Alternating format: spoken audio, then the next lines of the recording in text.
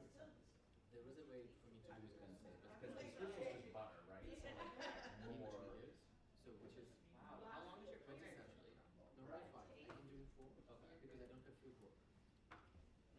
Because the way the geographic based and all our research outside of the US, so people normally go for 1 year out. Oh, that makes sense. And that's why we have 5 years. Since my interview based within the US, I'm not. I was going anywhere, so technically I will have all my data. Second. This is it. Oh, that makes sense. Next year, I'll have all my data already. Which normally will take a year. Yeah. So when we do that, but still, like 5 years is more reasonable anyway. I mean, it was a function, so like why would you do it as right. Yeah, exactly. Yeah. Did you get to rest and recover on Sunday? Awesome. Oh. Sorry. Hopefully soon.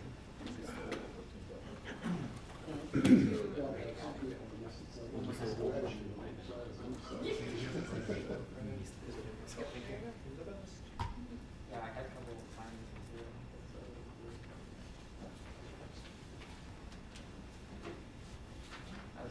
Hi. Do you have another person set up for your speakers? That's fine. We, so far, you're our second speaker, and you're the second one we have. Okay, yeah. So still coming together. We're gonna see what goes in the spring. No, yeah. that's exciting though. It's like, it's exciting It that is there is that. exciting. It's very exciting.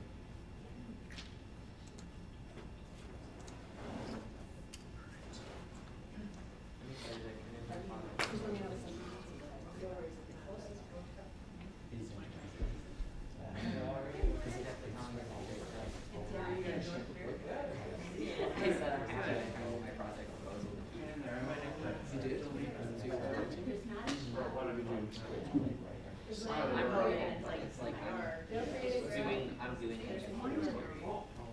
Sure thing, boss. Do you want to have a seat? I'll do a quick introduction and then and then of the event, and then Ron will introduce you. And Okay. We'll call you up. Sure. It's actually So you're recording the videos that are That's on your YouTube page. Oh, good. Oh, I'm really glad about that. Okay, yeah. Yeah. All right, friends. It's noon Central Time, and so I will go ahead and get us kicked off. I'd like to welcome everyone with a good afternoon. My name is Tom Owenby, and I'm the Associate Dean for Teacher Education and Director of the Mary T. Kellner Teacher Education Center. And it's my pleasure to welcome you to the second event in our 2024-2025 Indigenous Education Speaker Series. Is anyone getting a bit of a sound from the mic? Is it okay? That's kind of a bit in and out. Okay. I'll see if I can get a bit closer if that helps. Yeah. Okay.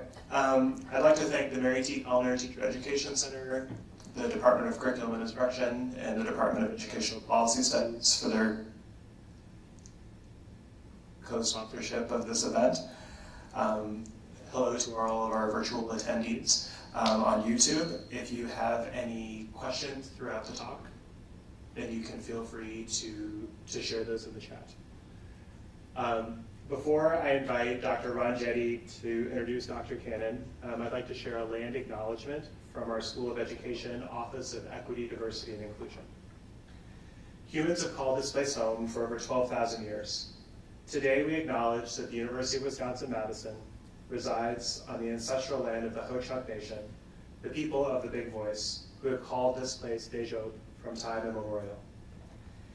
As a university community, we continue to create and build upon our partnerships with the 12 First Nations of Wisconsin. And as a state university, we respect the inherent sovereignty and unique legal status as affirmed and set forth in state and federal law of Wisconsin's tribal nations. I would now like to invite Dr. Ron Jetty to introduce Dr. Cannon with sincere hopes that the microphone works better soon. There's a little bit of a feedback there. Do you need a minute, Adam, or should we? I think it's okay. Thanks very much, Tom. We're excited about this second Indigenous education speaker here this morning, having another scholar in to work with us and help broaden our understanding here. Dr. Martin Cannon is a member of the Oneida Nation Turtle Clan and a citizen of the Six Nations at Grand River Territory. He's an associate professor in the Department of Social Justice Education at the University of Toronto's Ontario Institute for Studies in Education, and previously served an adjunct role as professor of sociology at the University of Saskatchewan. Hey, Ron, let's wait a minute and give Adam the story. No, you're.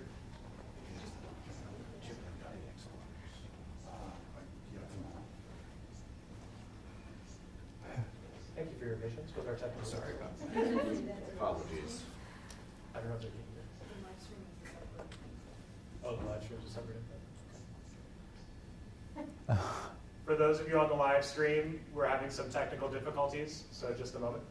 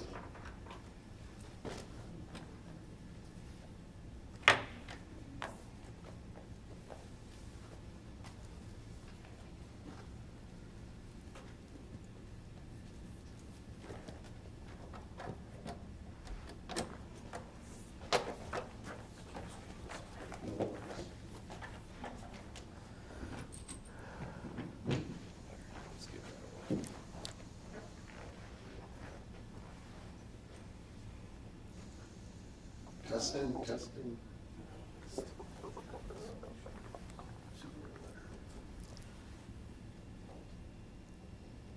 Go ahead. Testing, testing. Getting there. You should be okay. All right, thanks. I think I'll just start from the top. So Dr. Martin Cannon, member of the Oneida Nation Turtle Clan and citizen of the Six Nations at Grand River Territory.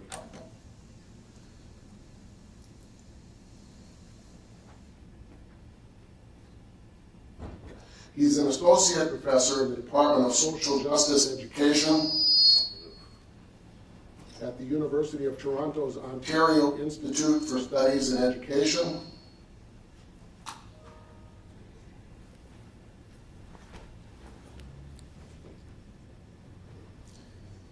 And formerly served in an adjunct role as professor of sociology at the University of Saskatchewan. Is the live stream on a separate? It is. So maybe can we just turn the mic off and? Yeah. Yeah, That's fine. We'll just Yeah, my let's- apologies. That's fine. Yeah, go for it. They won't with me. Yeah. Nobody needs to move up with my voice. So, so this is off now, right? All right, cool. We're excited to have Dr. Cannon on campus in person. He came and virtually came via Zoom and did a lecture here during the COVID lockdown time. And so we're super excited that he could visit here, the University of Wisconsin campus today, and share with us some of his new scholarship, actually tapping back into work earlier in his career though, but updated scholarship on the area around the potential of a decolonizing approach to Indigenous masculinities.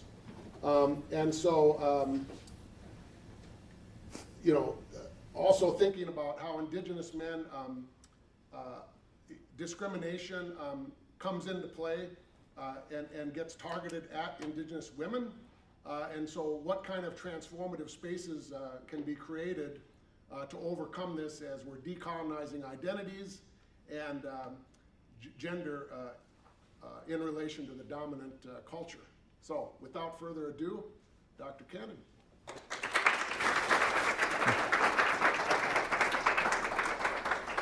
Okay. Well, thanks very much for that generous introduction, Ron. Appreciate that. Good afternoon, everybody.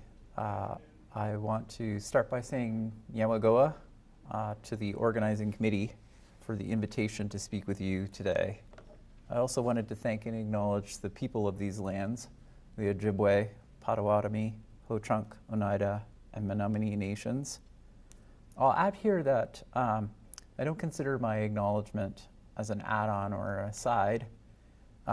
Rather, I see it as my responsibility as a Haudenosaunee person to recognize the original peoples of what is currently called Wisconsin, to identify ourselves as nations of people, and to call upon all individuals to recognize a nation-based understanding about land. So it's a very beautiful day, and it's nice to be here. I guess I would add that yesterday was also a beautiful day with lovely rain, and I made my way from the Edgewater Cafe quite substantively along the lake, as I do and tend toward 5 miles walking every day on a very beautiful walk, I would add, with very beautiful skies that were very reassuring to me. So, Sego, Swegwego, Martin Cannon Yengets, Weganata, Anoyat Deaga, Miwengant Sota, Oswego Horononi, Chitikaranto, Nitawagano. So we meet again, all of you. I'm Martin Cannon. I'm a turtle. I am Oneida of the people of Grand River Territory, and I currently live in Toronto. And today I've titled my talk, Gender Binary Dissidence and Decolonization, Some Reflections of the Regulation of First Nation Sexuality in Anti-Transgender Ideology Movements. The photo that you see on the left, I have taken it upon myself to appropriately name that Cannon Beach. You see there then Haystack Rock, a favorite place I love to be, and then to the left there are Needles. And as I suppose you can also see, I've shaved. So today I think I want to get into this paper, which is very much a new thing. It is the first stab, as it were, at a book that I'm working on. And what I want to do is discuss the potential of a decolonizing approach to social justice education that is centered on the revitalization of Indigenous nationhood and following the work of Judith Butler in her recent Who is Afraid of Gender? The ability of queer and trans people everywhere to live lives free of violence. Just to check in, can everyone hear me okay? Okay, good. And I've got my microphone. I think we're wired. If that changes, please raise your hand. I'd be happy to adjust my tone. So the central argument I want to make today is that we all need to decolonize and that Native liberation and queer and trans freedom is bound up, decidedly entangled, interdependent, and requisite to the other. To state up front, I'm arguing that decolonization is a shared collective goal of Indigenous, queer, and trans people because we are all interconnected as humans, we are entangled, or as the late Dr. Martin Luther King once suggested, bounded together in an inescapable network of mutuality, tied in a single garment of destiny. So that I take to be a quite clear statement of intersectional theorization, quite akin to writings primarily by Indigenous and Black women. And I'm wanting to work with that, and I have wanted to work with that quite substantively in my own work for many years. But in making the case, as I will, for a decolonizing approach that is both responsive to the lives of queer and trans people and that places voices of Indigenous and gender diverse people into a dialogue that is transformative of settler colonialism, I really want to, again, draw from that grand tradition of feminist intersectional theorization, written primarily by Indigenous and Black women. And I want to draw attention to a cis-heteronormative and binary way of thinking about gender and sexuality, which I interrogated in a peer-reviewed publication entitled The Regulation of First Nation Sexuality. Now some 30 years ago, in 1998, that's very humbling to look back at something you may have written 30 years ago.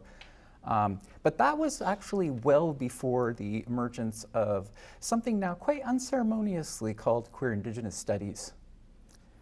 In the regulation of First Nation sexuality, I wish to center a diverse, fluid, and non-binary understanding of both gender and sexuality held by both Indigenous nations prior to colonization and before that was taken up in queer Indigenous studies literature.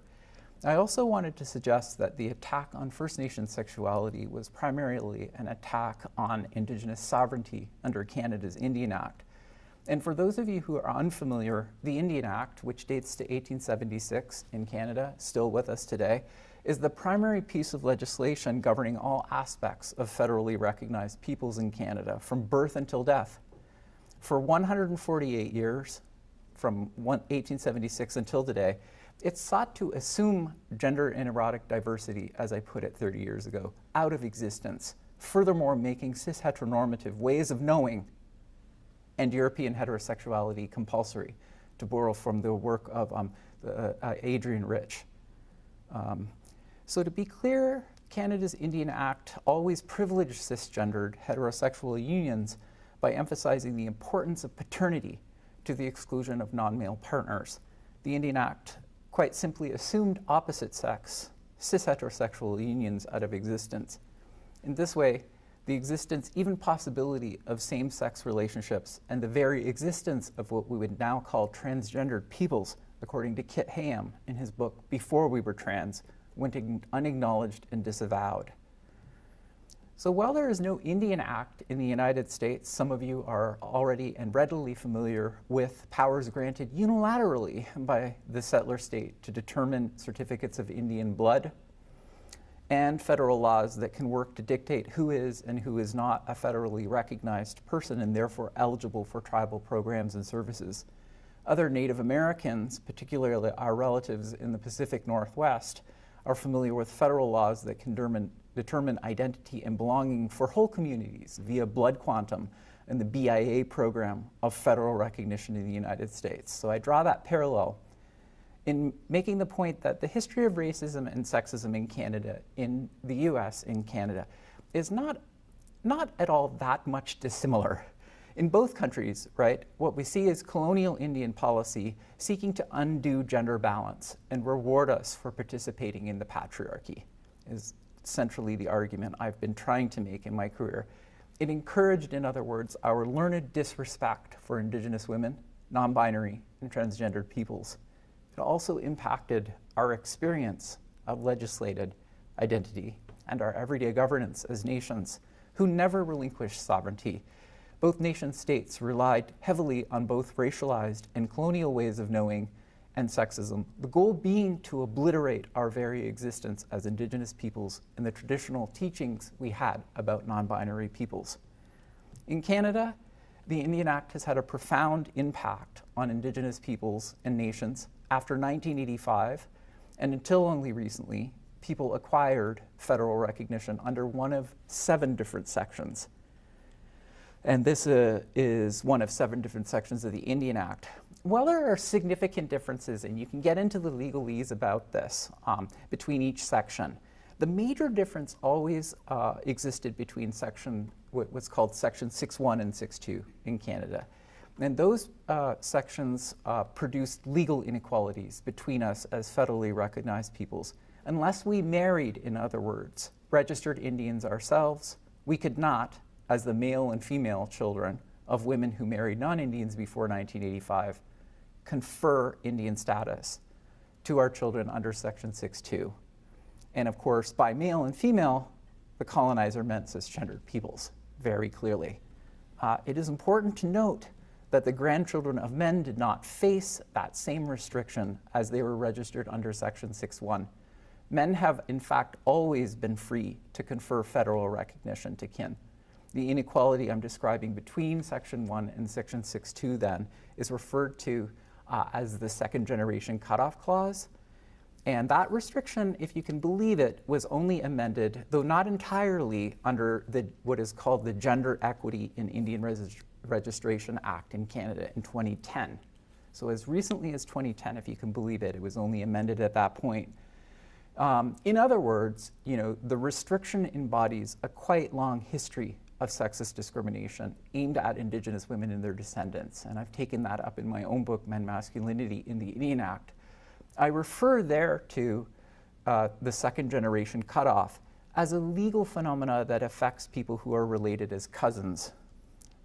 For example, my mother's grandchildren were not eligible for Indian status until only recently under changes to the Indian Act. Even though her brother's children, my maternal uncle's cousins, were registered always under Section 6.2. They never lost that ability. So my uncle's children, i.e. my cousins, maintained Indian status under Section 6.1a of the Indian Act. His grandchildren thus inherited Section 6.2 status by birthright. In contrast, my siblings and I were only recently restored federal recognition under Section 6.2 of the Indian Act, RSC, Royal Statutes of Canada, 1985. However, even in acquiring that federal recognition, we were not able to confer status to our own children until 2010 legal amendments, unless we married, of course, federally recognized peoples. So I take that brief foray into Canada's Indian Act to make the point simply that the history of sexism, cis-heteronormativity, and racialization, i.e. this process whereby we became Indians and not nations of people in the eyes of the settler colonial state for both state administrative purposes and the dispossession of lands, are at once inseparable.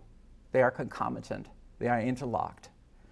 And that means that the sexism directed at Indigenous women belongs to us all collectively as Indians, I think was the argument I was making in Men and Masculinity, the Indian Act, because it has always worked contrary, I wanted to make the argument as well, to our sovereignty as nations.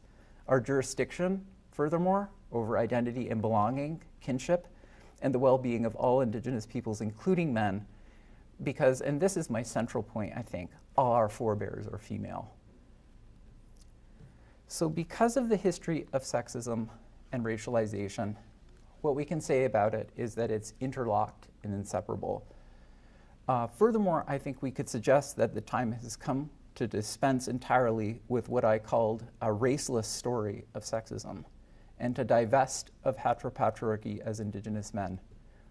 Not in an effort alone to be nice, right, to Indigenous women, but because heteropatriarchy is a system of colonial dominance and oppression that is still being used to exact, mobilize, and entrench colonial dominance, lands dispossession, legal assimilation, and to borrow from Patrick Wolf, theorist settler colonialism, the eliminatory logic of settler colonialism. So having made that point then about the intersection of racism and sexism, I also wish to set forth a different, though I think relatedly similar argument in my paper today, notably that Native liberation is always interlocked with queer and trans freedom, just as likewise, queer and trans freedom is always interlocked with decolonization. On both items, in other words, I want to suggest that sometimes we're faced with the challenge of coming to care about something that may not impact us directly as social justice educators, as critical thinkers, and as Indigenous peoples, and as queer and trans peoples. And I think with respect to that latter point, I mean to suggest that when it comes to engaging with social inequity, learning difficult knowledge can result in a range of clearly defensive moves, such as outright hostility or guilt, intransigence, white fragility, to borrow from Robin DiAngelo. And all of that, I think, complicates teaching and learning. But beyond those barriers, outright barriers, there's also this challenge, again, of coming to care about things that may not impact us directly. So I'll say more about that in a few moments and in later, but about what that means for social justice education at the intersection of Native liberation and queer and trans freedom. I'll speak about that a little bit more in a moment.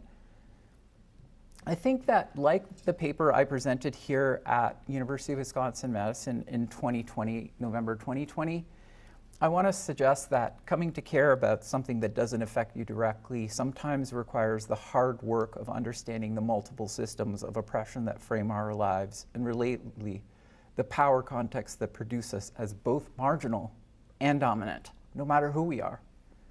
I really wanting to work with that idea, quite common, of intersectional theorization and anti-oppressive pedagogy, and coming to think about, in other words, the multiple systems of oppression that frame our lives.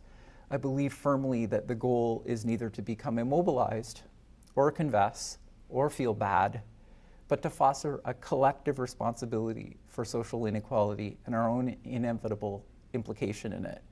In my book, I've wanted to show that coming to care about sexism for me did not start because I am female, but because all our relations are female and I'm the descendant of female persons, I think was the line that I wanted to take there. So I believe it is equally true that coming to care about queer and trans freedom may require of us to see it as primarily a tool of colonial destruction, and that justice requires decolonizing everywhere where gender expression is concerned, but also that Native liberation can only take place when we dismantle the colonial binary way of thinking that has impacted our sovereignty as nations and the people who evade the colonial binary in profound ways. So I would say that in my own writing, I've wanted to both take up and disrupt self-other binarisms, is the way I think I would put it. In men masculinity in the Indian Act, I'm primarily drawing upon feminist intersectional theorizing to show that sexism indeed advantages me structurally through systems of sexist inequality, privilege, and power. That is very true. But institutionally, the Indian Act also disadvantages me and all Indigenous men, furthermore, because all our relations are female, and because sexism, again, as I stated earlier, is a primary and very devastating tool of genocide. So in a deliberate effort, I think, to show that one does not need to occupy a marginalized position to have an investment in apprehending social inequality, I want to interrogate and think critically about the bifurcation of self-other I mentioned. I want for all of us as privileged learners to see our investment in societal oppression, and that, as Shireen Razak has written, no one is innocent off the hook, since we can all claim to stand as oppressor and oppress in relation to someone else. And actually, like Razak, I think the Black feminist intersectional theorist Patricia Hill Collins once wrote similarly, I'm quoting her, there are very few pure victims or oppressors, and each one of us derives varying amounts of penalty and privilege from the multiple systems of oppression that frame our lives. Only after engaging, I wonder if, with those insights and theorizations, are we in a position to consider the violence engendered in privileged ways of knowing. These are assumptions that accrue to us through real or perceived whiteness, settlerness, cisgender heterosexuality, class status, or other abilities. But before maybe moving in that direction of contemplating these items of intersectionality and their implication for programmatic and pedagogical initiatives in education concerned with decolonizing as a shared item of responsibility between Indigenous and queer and trans people, it is important, I wonder if, to consider a current populist wave of politics in both Canada and the United States that targets, at times and often very violently, gender-affirming care, validation, and safety.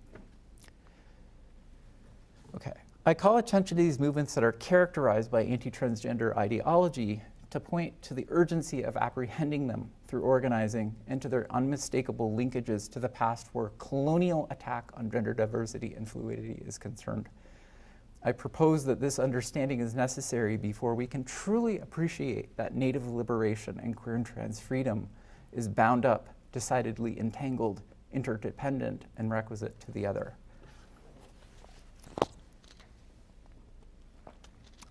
Judith Butler draws attention to the current attack on gender that is central to right-wing movements today in both Canada, the US, and worldwide. These movements consider discussions about gender to be dangerous, perhaps even diabolical, a threat to families, local cultures, and even civilization itself.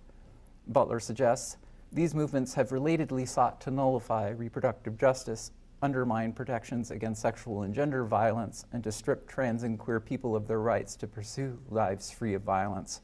Even more disconcerting, Butler describes the proliferation of these movements amplified by authoritarianism, including settler nationalisms, border imperialism, and migrant exclusion, all of which is related ideologically and that further fan the flames.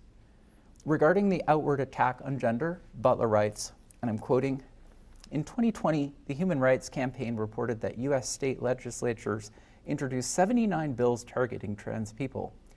Those numbers have now multiplied. In the first 6 months of 2023 alone, the number passed 400 targeting LGBTQIA+, but mainly trans people, especially youth, and the use of gender and gender ideology can be found in most of them." So the matter, I think, that Butler is drawing our attention to is quite disturbing and also dangerous. In the United States, and I would also argue that in Canada, gender is under attack.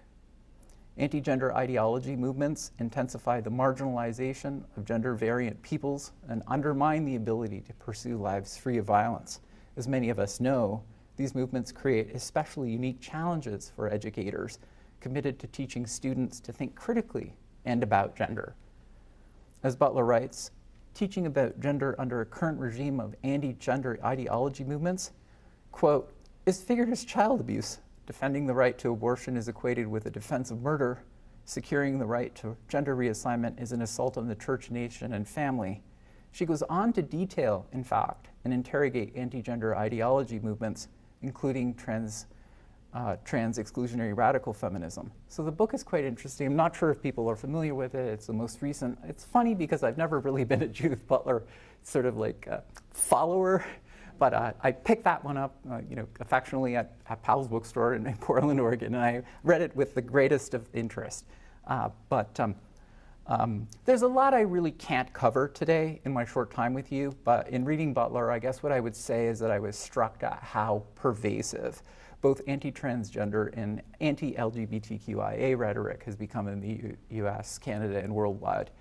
And in fact, I also want to say that Canada is really no different, right, where anti-transgender ideology goes, as is evidence, for example, in Saskatchewan's introduction of a parental Bill of Rights in 2023 that has children being misgendered at school.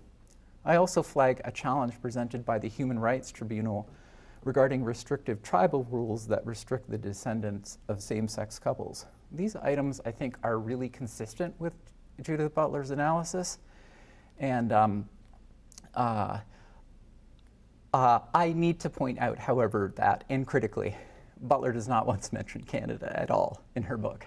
I'll have to look closer again, but I do not believe that Canada is once mentioned, so I'll have to mention that when I have opportunity to meet with her.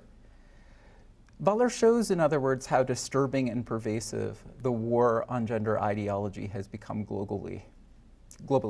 But importantly, I was also struck by the way these systems resemble and indeed are rooted in a very long history of settler colonial dominance. What I mean to say here is that they are not new at all. In fact, Joanne Barker, a Lenape scholar, in her edited collection, Critically Sovereign, was published in 2017, writes of a terrorizing violence used by the colonizer as a method of social control in what they understood to be a civilizing mission tied to clearing the land for settlers in USA. Speaking of a Navajo in particular, Barker writes, quote, transforming Navajos from people enmeshed within a matrilineal system that included polygamy and recognized genders beyond the binary of feminine and masculine into American citizens required force and coercion, end quote. This isn't altogether different from Deborah Miranda, who, like Barker in her article, Extermination of the Joyas, likewise elaborates the forcible reshaping in both domestic and intimate spaces occupied by Navajo peoples to have them conform to American national expectations. As she points out, quote, sexual violence has historically been integral to colonial projects in which the imposition of European gender relationships on Native communities has been central to the remaking of our nations and communities. So the points, I think, being made by both Barker and Miranda are important, and indeed, the truth of it is that it has always been the state and other recklessly violent gender binary ideologues who have been concerned with our elimination as Indigenous and queer and trans people. The nation state and anti-gender ideology movements work in tandem to further this goal, and there is furthermore no way of knowing whether anti-transgender ideology movements impact us as Indigenous nations or as queer and trans people, because it is always decidedly both, is really what I'm trying to think about. As stated, the very first and most important thing to remember where the question of anti-transgender ideology movements is concerned is that they're not new. They are instead sourced and also deeply rooted in a settler colonial violence intended to wreak havoc on Indigenous nations in the first instance of settler colonial contact. In fact, citing the late Maria Lugones from her 2008 article, which was entitled The Coloniality of Gender, Judith Butler, in the book I had mentioned, Who's Afraid of Gender, reminds readers that, quote, colonial arrangements are the context for understanding a wide range of issues that we think of as belonging to normative gender relations, including heteronormativity, dimorphic idealism, the patriarchal family, and the very norms that govern the normativity of gender appearance. Butler reminds us that the violence being directed toward transgender and gender fluid peoples remains functional and foundational to settler practice. Indeed, as Nick S., Melanie Yazzie, Jennifer Dennett-Dale, and David Correa have written in their book Red Nation Rising, the world is not heteronormative, only the settler world is. The intergender ideology movement, with its links to noteworthy authoritarianism and populist regimes, is just as it always has been since first contact.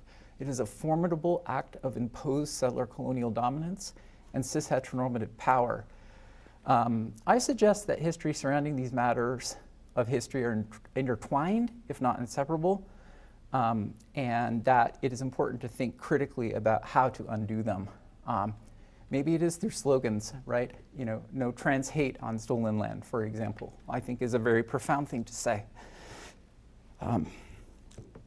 Queer and trans freedom is just as vital for Native liberation as Native liberation is for queer and trans freedom. As I'll conclude later, anti-cis heteronormative education is decolonizing education.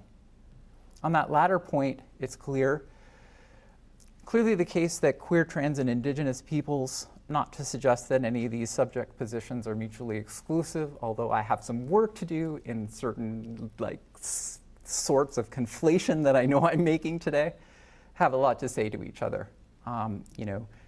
Queer, trans, and Indigenous peoples have a lot to say to each other. I guess what I'm thinking is that there really is a conversation to be had about the imposition of the colonial gender binary and cis heteronormativity. The question is, how will those conversations rather unfold? How is it unfolding? Who will engage and advance the conversation in ways that are transformative of settler colonialism, and how? So where Native liberation is concerned, I want to think about the way that it is interlocked with queer and trans freedom. Likewise, and where trans and queer freedom is concerned, I want to think about how it is always interlocked with decolonization. Like Butler, I share in the position that we need to fashion alliances, as she puts it, that reflect our interdependency. Education, I believe, has decidedly a role to play, critically, for that matter, in that process. Would say that.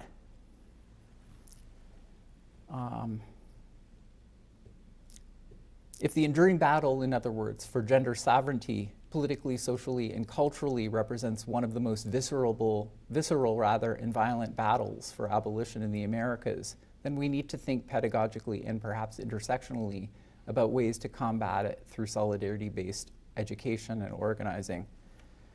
I believe that I share in my position that I'm taking with Joanne Barker, who I mentioned earlier, who writes, quote, all our relations must be included in Native rights and responsibilities as Native peoples assert their claims against imperialist and colonialist state formations in the United States and Canada, end quote.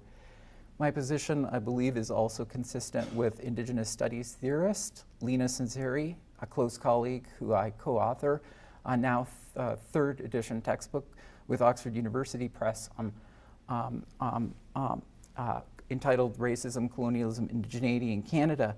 But I believe my position that I'm taking today is also consistent with Lena's, who writes, quote, being again of one mind will require a commitment on behalf of all genders to know about and dismantle settler colonial dominance and heteropatriarchy.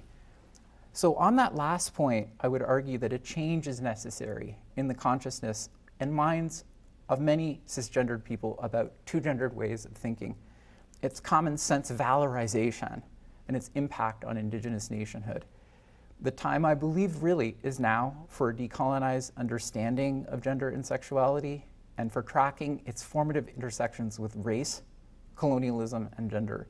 Before that's possible, however, it will be necessary to consider cis-heteronormativity as an exclusionary way of thinking that restricts and indeed impacts on us all.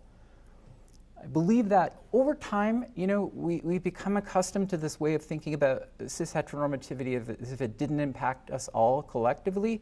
But for Indigenous peoples in particular, and especially, it's the very logic used to wreak havoc and disruption on communities. Cis-heteronormative and two-gendered ways of thinking are formidable objects of colonial power used to both disrupt and undo the balance between male, female, and non-binary peoples.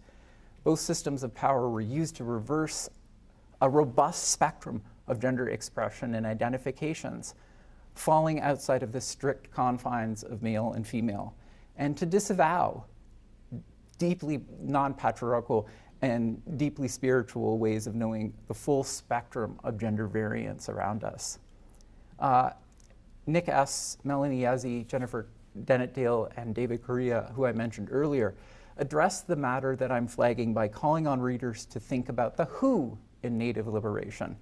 Where the impact of colonial dominance is concerned, they ask us to think about heteronormative arrangements that impact all Indigenous peoples.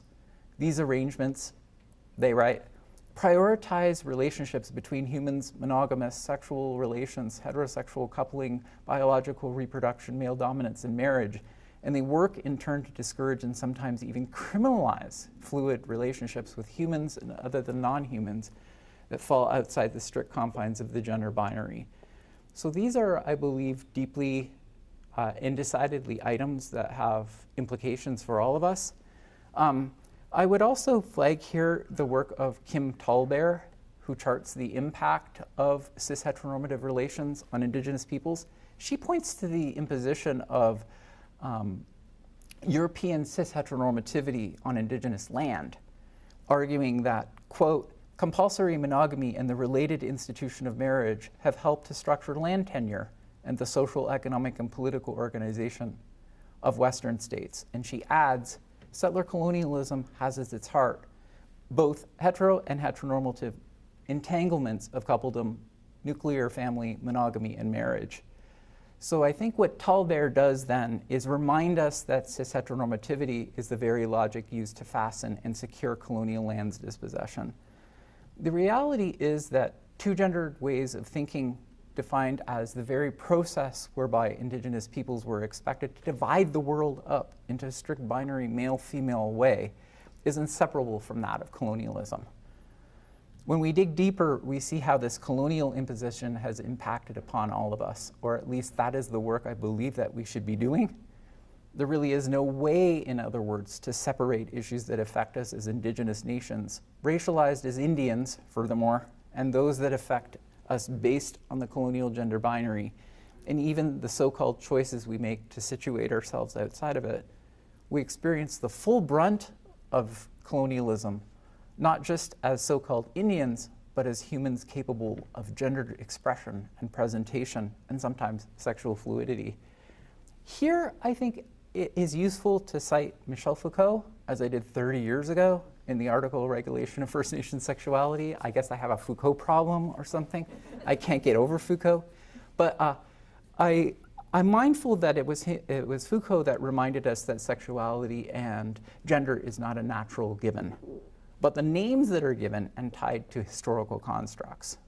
Both gender and sexuality, for example, are never more than a set of ever-varying developments tied to settler culture, the mode of production, and to prevailing and or dominant social political ideologies, including racial capital. In short, settler sexuality and gender are both socially constructed and tied to a history of settler colonialism, and following socialist feminists like the late Mary O'Brien, they are quite different people. Capitalism. A two-spirited critique has intended in many instances to interrogate the matters I'm raising about the history of gender and sexuality. A two-spirited critique corrects for interpretive monopolies held about gender and sexuality sourced in the first instance of settler colonial dominance. Judith Butler defines two-spirit as a term that describes gender non-conforming peoples in many Indigenous and First Nations communities across the Americas. Similarly, S. Yazzie Dennett-Dale in Korea defined two-spirit as the cultural distinctiveness of those Native peoples who refuse identity or sexuality associated with heterosexuality. They write, two spirits declare that they are both feminine and masculine spirits, making them two-spirit. But these definitions, at least for me, and on a somewhat personal level of two-spirit, have not been without their criticism. And indeed, following Foucault, I want to consider the historical development of how we came to think about two of anything at all.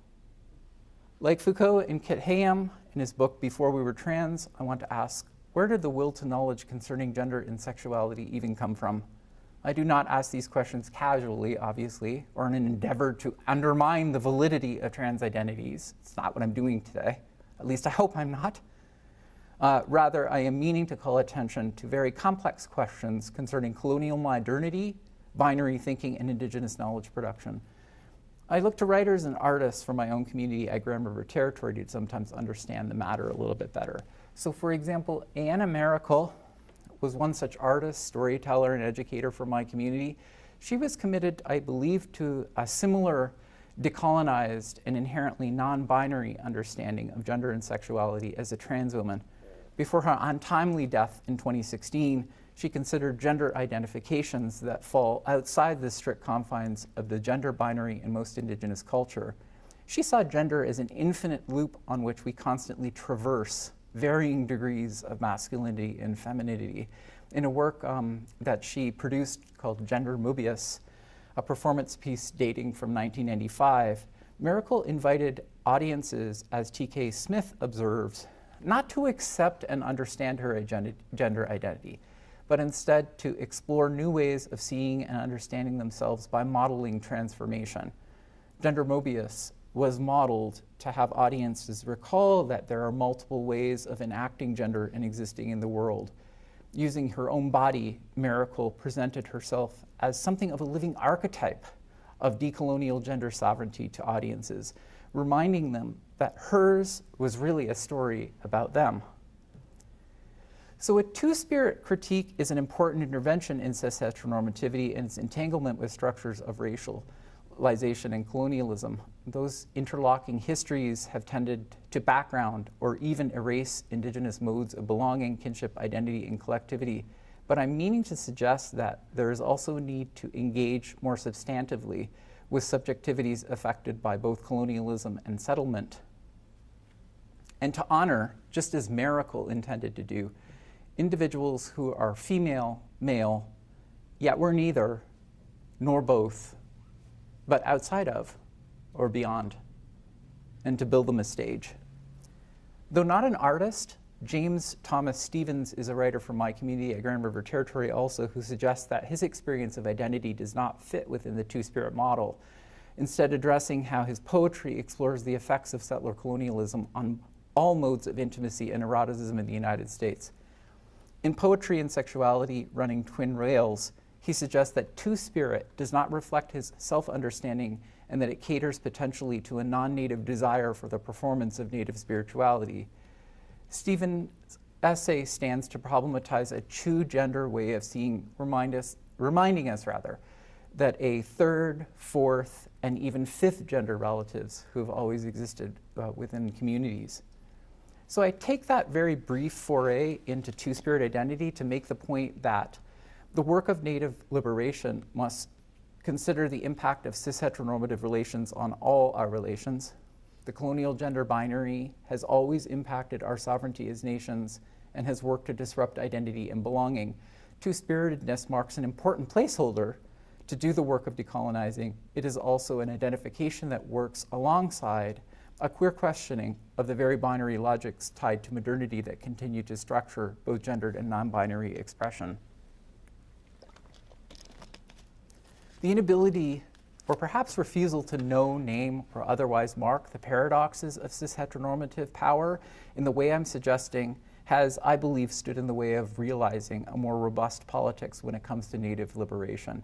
Cisgendered people have quite literally inherited a two-gender and cis-heteronormative way of thinking, but the story can't be told, nor its complexity understood, until an analysis of both is better understood and incorporated into a more critical analysis of racism and settler colonialism.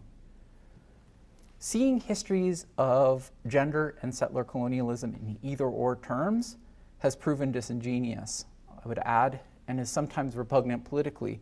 The idea brings with it significant disempowerment for queer, trans, and non-binary peoples and for Indigenous nations generally.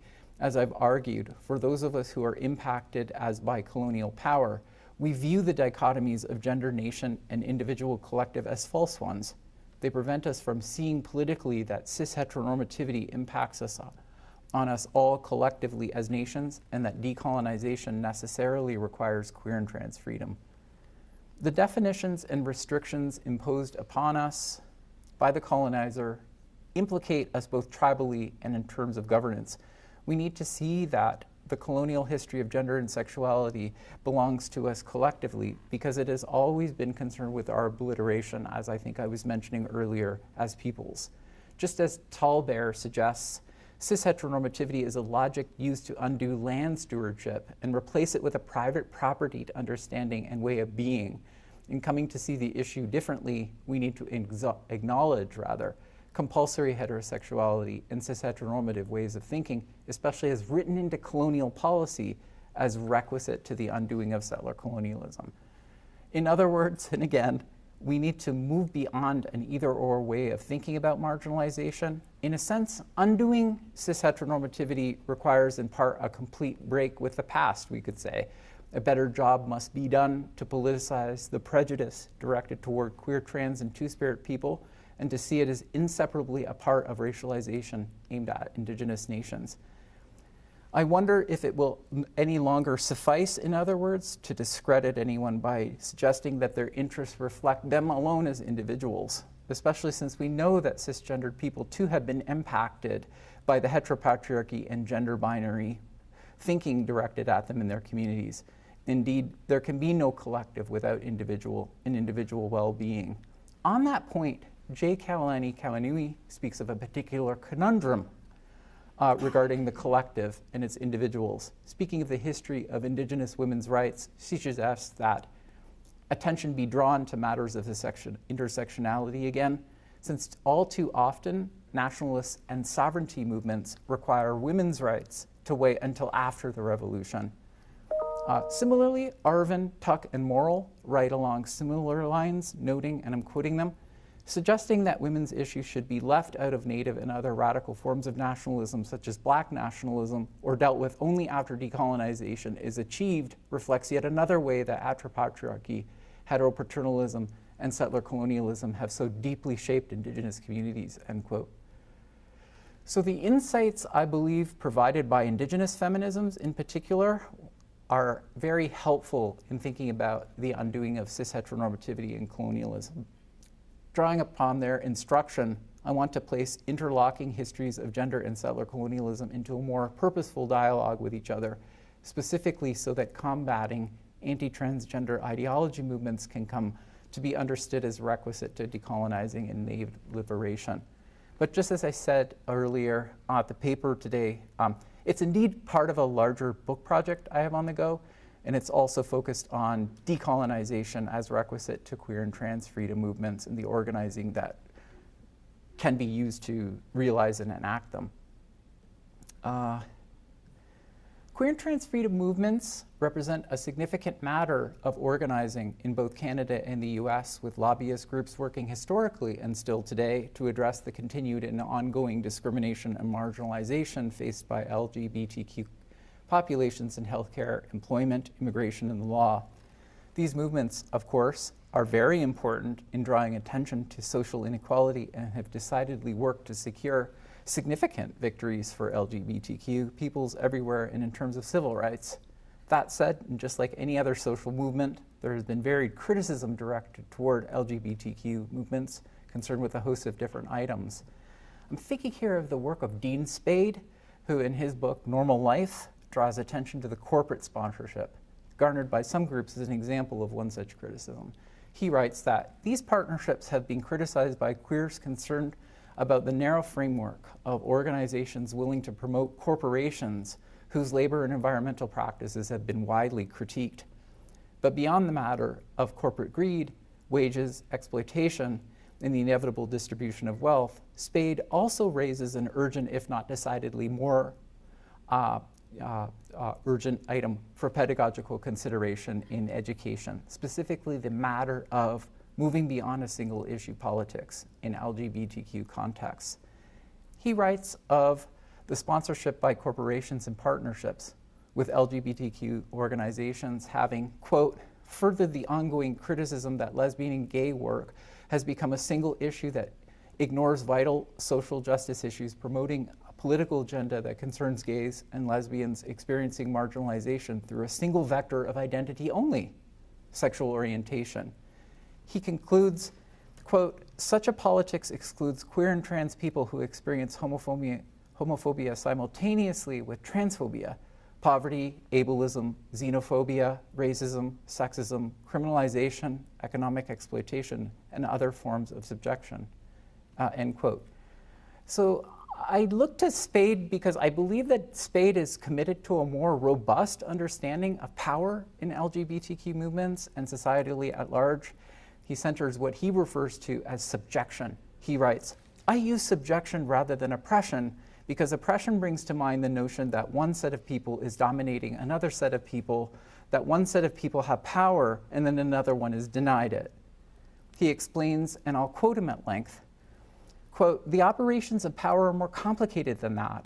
If we seek to imagine transformation, if we want to alleviate harm, redistribute wealth and life changes, and build participatory and accountable resistance formations, our strategies need to be careful not to oversimplify how power operates. Thinking about power only as a top-down, oppressor-oppressed, dominator-dominated can cause us to miss opportunities for intervention and to pick targets for change that are not most strategic. The term subjection captures how the system of meaning and control that concern us permeate our lives, our ways of knowing about the world, and our ways of imagining transformation, end quote. So marginality is rarely, if structured around a single axis framework in the real world, though Spade prefers the word subjection and not marginality.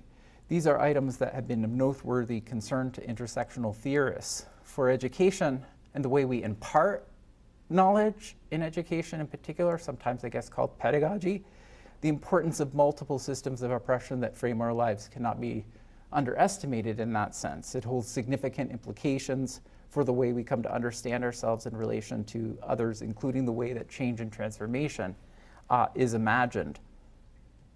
The arguments advanced by Dean Spade, in other words, have implications for coming to understand decolonization as requisite to queer and trans freedom. Coming to understand marginality outside of that single axis framework that he discusses carries with it important, I believe, key insights for laying the groundwork conceptually to organize more effectively and to find common cause with important political agendas like prison abolitionism, migrant justice, and decolonization. It allows us to do the work of formulating the freedoms for which we are struggling as both shared and collective ones. I guess I would say that as far as freedom goes, it's not an either-or struggle, but a collective one, or at least that's how I'm envisioning the idea, because we're bound up, like I said at the outset, and entangled with one another. This is especially true of colonialism. colonialism is not an issue facing Indigenous peoples alone. It is an issue facing all settlers, especially queer and trans settlers, because of the binary and cis-heteronormative stakes and frames set by colonialism where gender and sexuality is concerned. For Butler, the relationship between colonialism and gender is unmistakable. Butler writes, "It was actually colonialism and the kind of market expansion upon which it relied that established the binary and heteronormative framework for thinking about and living gender." They add, "Colonial arrangements are the context for understanding a wide range of issues that we think of as belonging to normative gender relations, including heteronormativity, dimorphic idealism, the patriarchal family, and very norms that govern the normativity of gender appearance." So there again, I think we have Butler calling for historical work that knows how to track the formative intersections of race, coloniality, and gender. And I read Butler, I guess, as calling for a queer and trans politics focused more explicitly on matters of neoliberalism and other forms of capitalist devastation, modernity, and decidedly colonialism. She remarks, "It is crucial that gender politics opposes the continuing of colonization and all forms of racism, including those afflicting migrants, and that it takes a stand within expanding alliances." So like Butler, I think Spade as well posits what he calls actually a critical trans politics, he calls it that would demand more than legal recognition and inclusion, seeking instead to transform current logics of the state, civil society security, and social inequality. So in fact then, Butler and Spade both call for a more robust politics, not at all dissimilar to the sort I've already discussed with respect to Native liberation, where in our own communities we need to see cis-heteronormative and two-gender ways of thinking as concomitantly impacting us all as Indigenous nations. Just as these politics are necessary and urgent on the Indigenous side of things, they are equally as pressing and urgent on the queer and trans sides of things as well, particularly for settler and queer trans populations. What I am saying, in short, is that we have a lot to talk about between us as Indigenous, Two-Spirit, non-binary, queer, and trans people. Again, not to suggest that all of those things are mutually exclusive. But among the many questions I think I want to explore or think about is, how do non-Indigenous queer and trans populations shoulder equally, if not principally, the responsibility of teaching themselves and others about the history of settler colonialism? How might decolonization be understood as a shared responsibility? I suggest the answers to those questions, especially how we go about teaching in anti-oppressive ways and intersectional ways, are concerned with and need to be concerned with Indigenous settler relationships building and rejuvenation, which is really where I've tried to orient my own pedagogy in recent years. In order to place Indigenous, Two-Spirit, and queer and trans voices into more purposeful and productive dialogue, I'm proposing a decolonizing education that is centered on our shared investment in dismantling the prejudice directed toward queer and transgender people, and to see it as inseparably a part of the racialization aimed at Indigenous nations. So I guess, bringing it to a close, a decolonizing education seeks to explore how freedom itself is not an either-or struggle, but a collective one, because we are bound up and tangled with one another. It is an education that starts by recognizing, as already mentioned, that the world is not cis-heteronormative, only the settler world is. The history of colonization needs to become more recognizable to us as something that sought to reorganize how we think about gender and sexuality today. The struggle to apprehend queer and trans hate is a shared and collective one, shaped profoundly by the colonial past, but that broader and radical notions concerning colonization cannot happen until our entanglements and the need to decolonize how we think and act with respect to gender, sexuality, our relationships is understood and delineated. In thinking toward relationships that are transformative of settler colonialism, queer, trans, and Indigenous peoples must advance and interrogate a self-other binary that would have us believe we're not all impacted by colonial injustice everywhere. Few last words would be to say that schools have a role to play as teachers and learners in providing a more thorough critique of settler colonialism especially the cis heteronormative and gendered violence that is still invariably a part of empire building, as we come to recognize that our current system of thinking about gender and sexuality is imperiled. A road is paved for seeing queer and trans freedom as bound up and indeed separable from Native liberation. In relation to the world around us, I wonder if it is more necessary than ever to call on queer and trans settlers to participate in matters concerning Native liberation and in ways that rejuvenate our interdependence as gendered humans. Formal education, I wonder if, should work to challenge more effectively a system that exploits us all.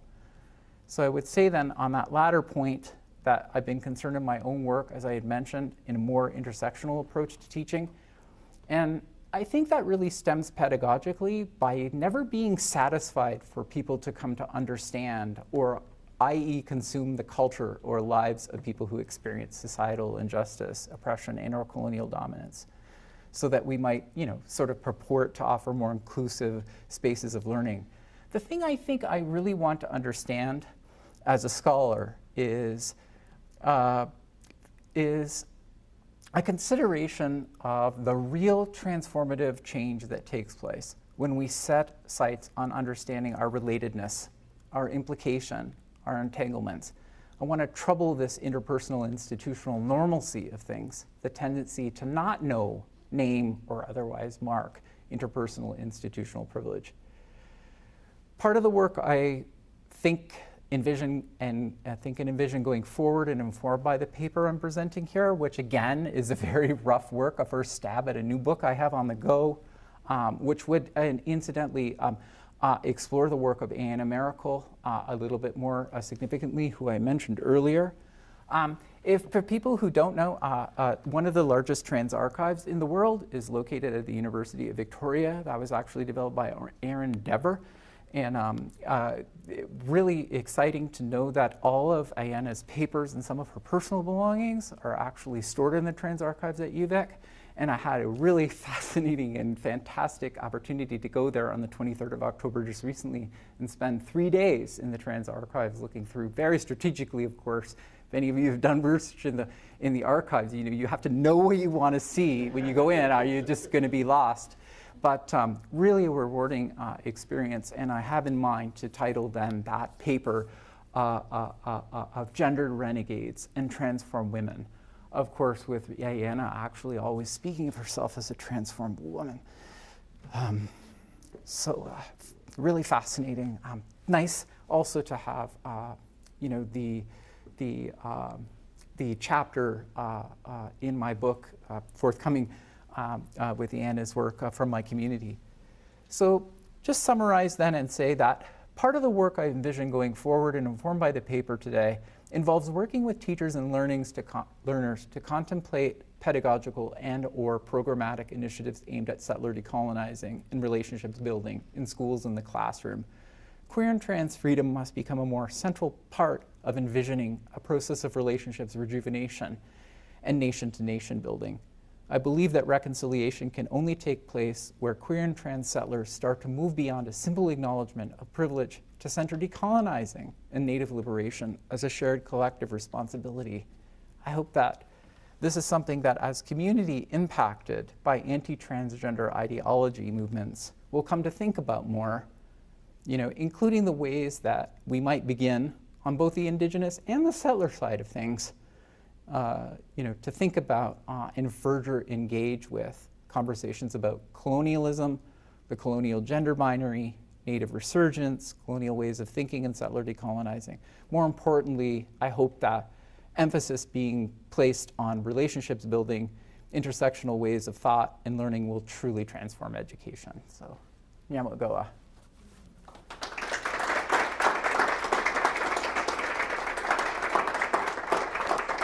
Thank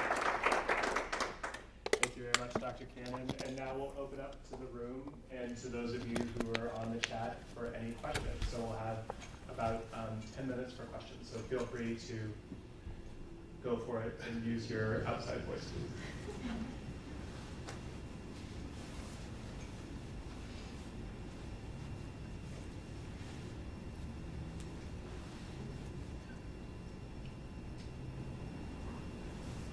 It's like a very early set of reflections in this paper, I have to admit.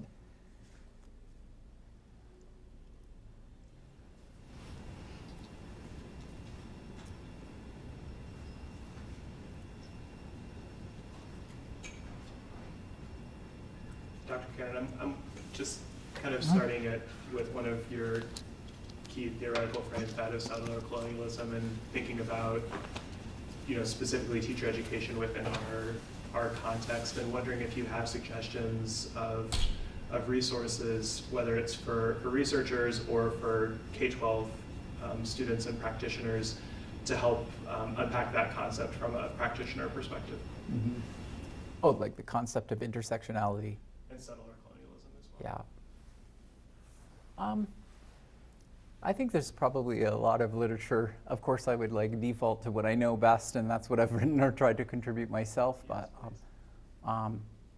yeah, I think the idea of like just trying to center, Indigenous settler relationships building, rejuvenation within the context of like local territories that are familiar to people, so that they become more accustomed to thinking about what the history of that territory has looked like, and what it might be to, to sort of restore some of the nation-to-nation political agreements. I think it's really important to, to try and deliberately create like formal spaces of learning where, students can come and think purposefully about, what it might mean to, restore and rejuvenate Indigenous settler relations. So I wonder if even courses like, that are focused on that. Yeah, as far as resources go, and deliberately, I think I tried to write a paper, I guess, a few years ago about that that idea about how the work of Indigenous settler relationships building and rejuvenation can take place in schools. This is an article, Thinking and Learning Reparative Education.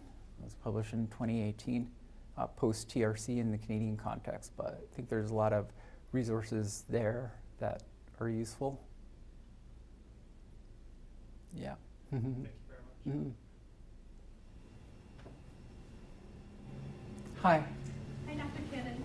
I'm Kate McCleary. It's really Oh yeah, so nice to meet you person. too. It's very nice. Thank you for being here. Uh-huh.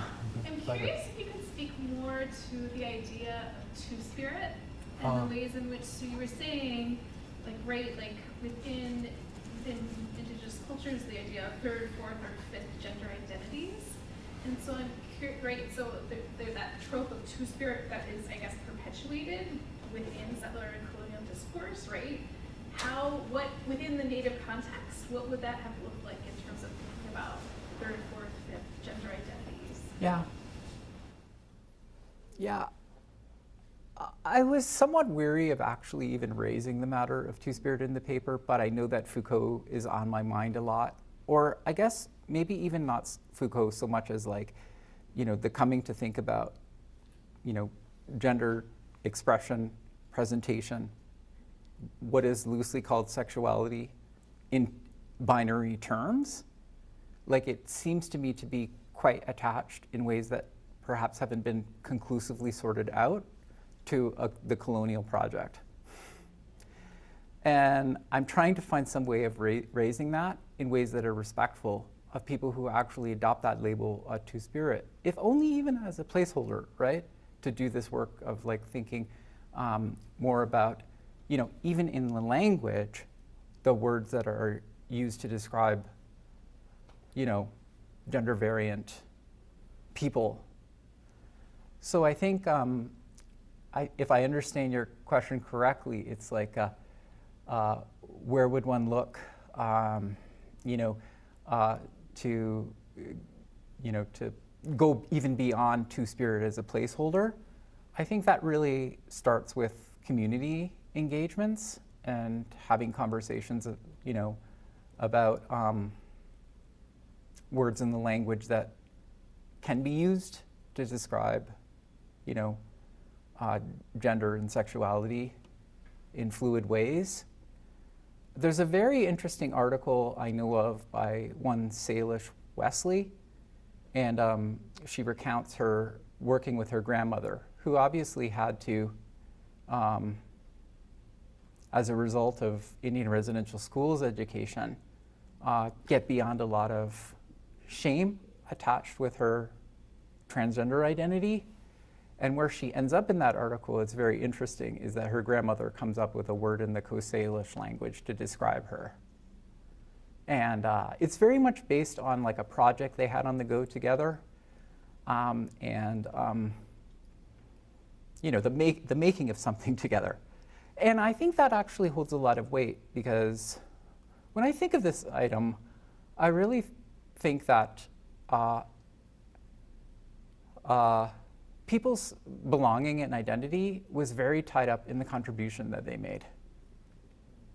And so, you know, that Wesley would reflect on that interaction with her grandmother, I think is illuminative for me in reminding me that, you know,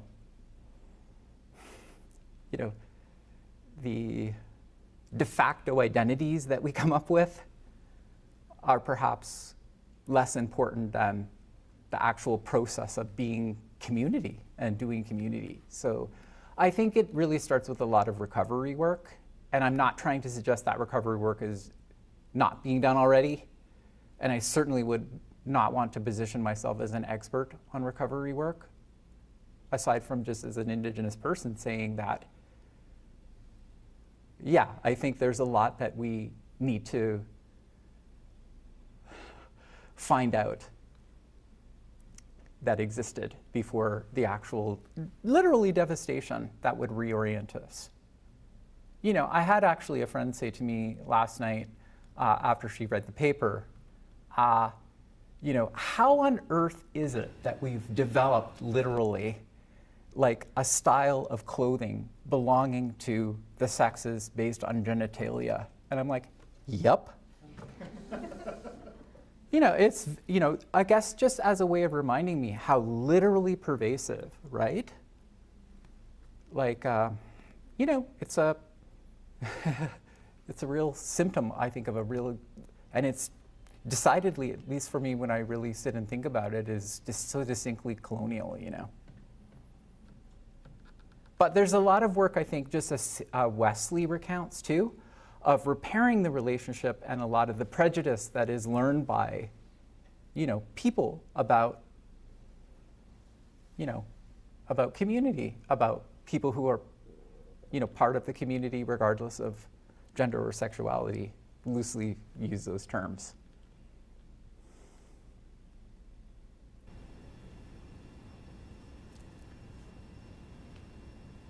Yeah, there's this book by, you know, I think that Scott Morganson, Coyley Driscoll, Queer Indigenous Studies.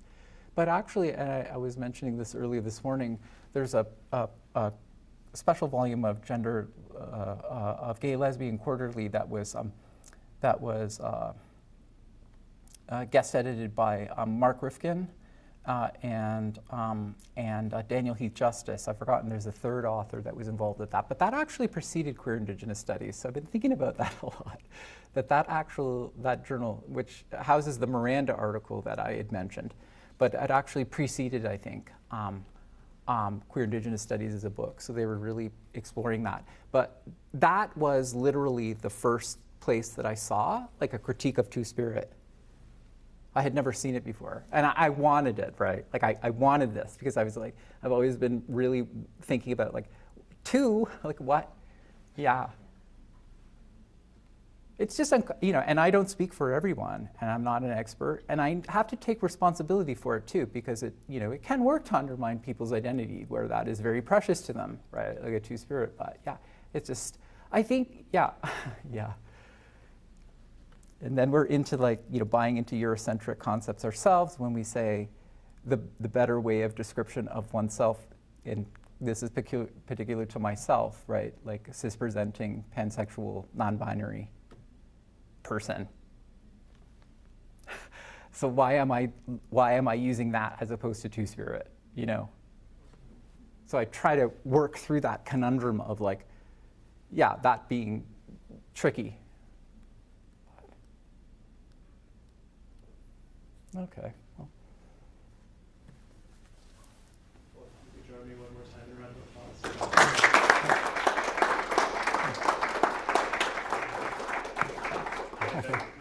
gifts we'd love to Ah. present to you. Ah. And then folks, if you have Thank you. additional questions individually, Very nice. Dr. Oh, Skinner yeah. will Oh, be great. able to stick around for those. But the bag Okay. itself is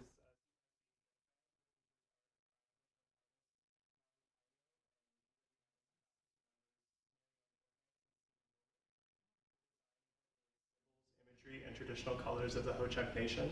And those full-size banners that are depicted on the bag can be seen flying from Bascom Hall, Oh. which is where Omar's office is, most importantly, and the Chancellor, from time to time. Also inside the bag is Manuman, as well as maple syrup that comes from Spirit Lake Native Farms. The Very nice. owner-operators of the farms are Bruce and Tawny Savage. Mr. Savage was also recently named, elected tribal chairperson of the Fond du Lac Band of the Lake Superior Chippewa. And as you just saw, there's a hot, cold mug from the Teacher Yeah, Education very nice. So once again, thank you so much for your comments. Live stream, My folks. pleasure. Have a wonderful afternoon. Okay.